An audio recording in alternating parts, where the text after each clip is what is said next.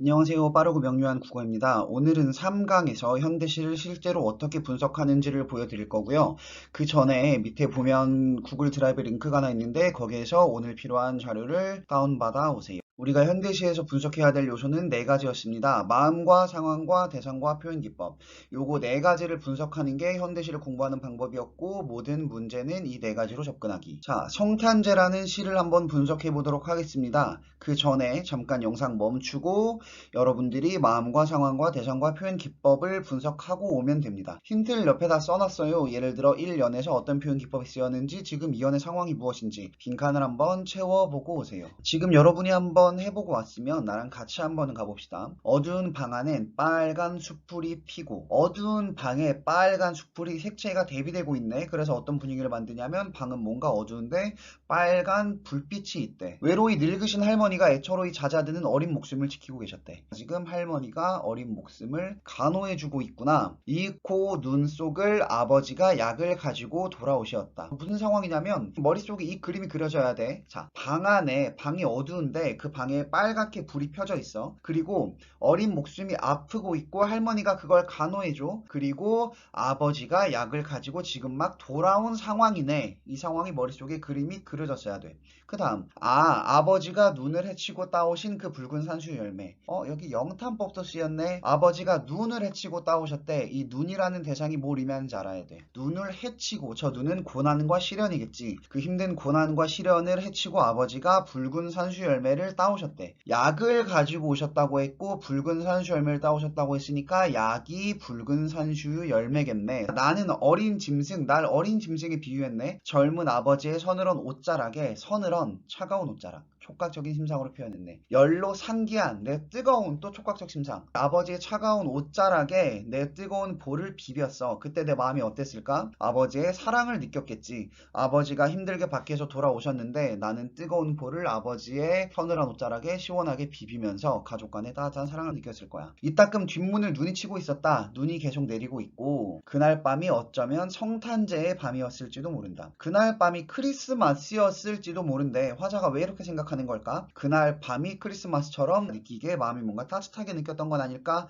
그리고 눈이 많이 내리니까 그날이 크리스마스였을 수도 있겠다. 다음을 보면 어느새 나도 그때의 아버지만큼 나이를 먹었다. 여기에서 장면이 전환돼. 지금까지가 과거의 회상이었구나. 그리고 지금 내가 그때의 아버지만큼 나이를 먹은 상황이고 과거를 회상하고 있구나. 과거였구나 라는 걸 알 수 있어. 옛것이라곤 찾아볼 길 없는 성탄제 가까운 도시에는 이제 반가운 그 옛날의 것이 내리는데, 여기에서 옛것과 도시와 그 옛날의 것에 동그라미와 세모가 쳐져 있어야 되고 각각이 어떤 대상인지를 파악을 했어야 돼. 옛것이라곤 찾아볼 길 없는 성탄제 가까운 도시.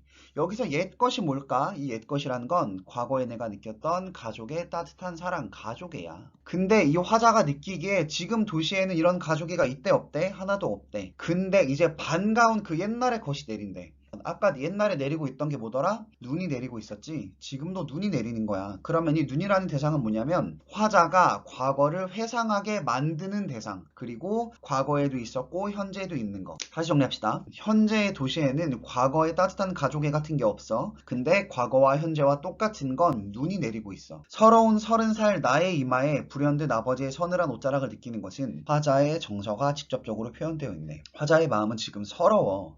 이 서러운 30살 나의 이마에 불현듯 아버지의 서늘한 옷자락을 느낀대. 이 서늘한 옷자락이 아까 좋은 거였더라, 싫은 거였더라? 좋은 거였지. 그러면 내 마음이 서러운데 무슨 생각을 하는 거냐면 과거의 아버지의 따뜻한 사랑을 느끼는 거야. 눈 속에 따오신 산수유 붉은 알알이 아직도 내 혈액 속에 녹아 흐르는 까닭일까? 내가 지금 30살을 먹고 도시에 살고 있지만 아버지의 따뜻한 사랑을 느껴. 왜냐면 내 혈액 속에, 내 마음 속에는 눈 속에 따오신 산수유 붉은 알날, 이 대상이 의미하는 게 아버지의 사랑이었지. 아버지가 날 위해서 고난과 시련을 이기고 따오신 약, 그게 아직도 내 마음속에 남아있다. 이 시를 다시 한번 정리해보자. 그러면 이 시의 마음은 뭐냐면 과거의 가족의 따뜻한 사랑을 느끼는 마음이었어. 왜냐하면 과거의 상황은 어땠냐면 내가 아팠지만 따뜻한 가족의 돌봄을 받는 상황이었어. 그랬는데 현재로 돌아왔을 때 현재 나는 지금 도시에 살고 서럽고 외로운 상황이야. 중요한 대상들. 붉은 산수 열매라는 대상은 아버지의 사랑,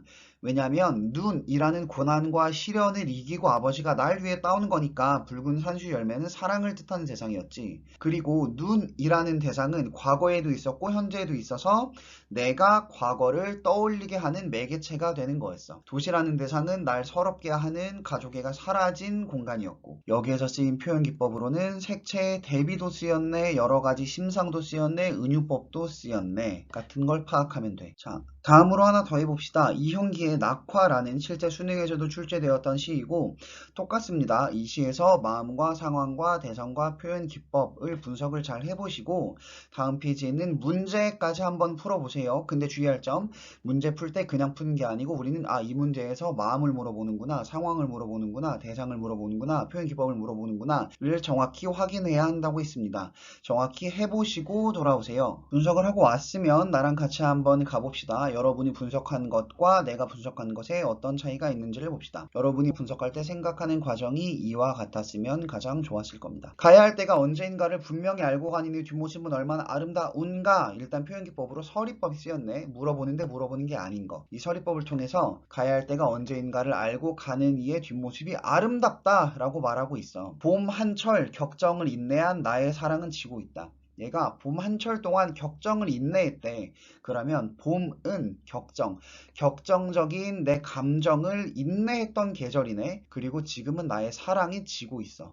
그러니까 봄은 내가 사랑했던 때이고 지금 나의 사랑이 지고 있다는 건 이별하고 있는 상황이구나. 이별을 내가 받아들이고 있구나. 왜냐면 앞에서 말했듯이 가야 할 때 난 가야 하니까 봄 한철 동안 내 격정적인 감정을 인내한 내 사랑이 다 지고 있고 난 그걸 받아들이고 있어. 분분한 낙화. 낙화라는 건 꽃이 떨어지는 거야. 근데 꽃이 분분하게 떨어진다라는 음성 상징어를 통해서 꽃이 떨어지는 걸 표현하고 있고 말줄임표로 여운을 주고 있네. 결별이 이룩하는 축복에 쌓여. 표현 기법으로 역설법이 나왔다는 걸 꼭 봤어야 돼. 결별이 이룩하는 축복. 자, 혹시 지금 역설이나 음성 상징어, 서리 같은 표현 기법을 모르는 사람이 있다면 우리 다다음 강쯤에 올라올 게 표현 기법 총정리인데 거기에서 이 모든 표현 기법들을 다 외워야 됩니다. 이걸 모른다면 시를 분석하는 것 자체가 쉽지 않을 거야. 일단 역설이 뭐냐면 두 개가 말이 안 되는 거. 결별이 이룩하는 축복. 결별은 일반적으로 안 좋은 건데 여기선 결별이 축복이라고 말하는 역설법이 쓰였네. 그래서 결별이 이룩하는 축복. 근데 왜 결별이 축복일까? 아직은 모르겠어. 그 뒤를 좀 봅시다. 결별 이룩하는 축복에 쌓여 지금은 가야 할 때. 지금은 가야 할 때라는 건 지금 이별하는 때구나. 무성한 녹음과 그리고 머지않아 열매 맺는 가을을 향하여 나의 청춘은 꽃답게 죽는다. 무성한 녹음 그리고 머지않아 열매 맺는 가을. 이 사람이 이별하는 상황을 꽃이 지는 거에 비유하고 있었잖아. 근데 뭐라고 말하냐면 지금 봄이 지났대. 꽃이 떨어진대. 우리 사랑이 끝나고 이별을 한대. 그런데 가을이라는 계절이 어떤 계절이냐면 풀잎이 생기고 열매가 맺는 계절. 그러면 이건 이별 후에 오는 성숙이겠구나. 그러면 가을은 내가 성숙하는 계절이겠구나. 봄이 지나고 가을이 되면 내가 성숙하는구나. 그래서 이별을 축복이라고 말했구나. 머릿속에 퍼즐이 맞아야 돼. 이별을 축복이라고 말한 이유는 이별하고 나서 내가 성숙할 수 있기 때문이야. 너의 청춘은 꽃답게 죽는다. 청춘이 꽃답게 꽃처럼 죽는데 꽃답게 죽는 게 어떻게 죽는 거야? 열매를 남기고 죽는다. 헤어지자. 섬세한 손길을 흔들며 하롱하롱 꽃잎이 지는 어느 날. 헤어지자 섬세한 손길을 흔들며 하롱하롱 꽃잎이 지는 어느 날. 도치법도 쓰였네. 왜냐면 말의 순서가 바뀌어 있지 어느 날이 마지막에 나오는 게 말이 안 되잖아. 섬세한 손길을 흔들며 하롱하롱 꽃잎이 지는 어느 날 헤어지자 라는 순서가 돼야 되지. 섬세한 손길을 흔들며 하롱하롱이라는 음성 상징어가 또 쓰였네. 섬세한 손길을 흔들며 하롱하롱 꽃잎이 진대. 꽃잎이 손길을 흔든다. 사람이 아닌 걸 사람처럼 표현한 의인법도 쓰였네. 하롱하롱이라는 의태어도 쓰였고. 그날 헤어지재. 나의 사랑, 나의 결별. 샘터에 물 고이듯이 성숙하는 내 영혼의 슬픈 눈. 나의 사랑, 나의 결별. 샘터에 물 고이듯이 성숙한데 내가 성숙하긴 성숙하는데 어떻게 성숙하냐면 샘터에 물이 고이듯이. 샘터에 물이 어떻게 고이더라? 하루아침에 고이는 게 아니고 조금씩 고여서 언젠가 보면 꽉 차 있지. 내가 성숙하는 게 하루아침에 되는 게 아니고 매일 꾸준히 조금씩 되어서 돌아보면 언제 이렇게 다 돼 있지? 라고 되는 것처럼 성숙한데. 이것을 나의 사랑, 나의 결별, 샘터의 물, 고일이 성숙하는 내 영혼의 슬픈 눈. 내가 지금 이별해서 슬프지만 그게 이제 성숙할 거래. 다시 한번 정리해봅시다. 마음. 화자가 지금 이별했어. 근데 이별 앞에서 너무나 좌절하고 체념하고 슬펐어? 아니, 이별을 수용하고 받아들였어. 이별을 축복이라고 받아들였지. 왜냐면 이별하고 나서 내가 성숙할 수 있기 때문이야. 중요한 대상으로는 봄, 가을, 열매, 꽃 등등이 있었어. 봄은 내가 사랑했던, 우리가 만났던 계절, 그리고 봄이 끝났다는 건 우리가 이별했다라는 거. 그랬는데 꽃이 지고 나서 가을이 왔어. 가을은 어떤 계절이냐면 우리가 성숙하는 계절, 그래서 열매가 맺고 꽃이 피는 계절. 열매와 꽃은 뭘 의미하냐면 내가 성숙하는 걸 의미했었지. 자, 시를 이렇게 분석했으면 이 분석한 걸 토대로 문제를 봅시다. 그리고 문제에서 뭘 물어보는지도.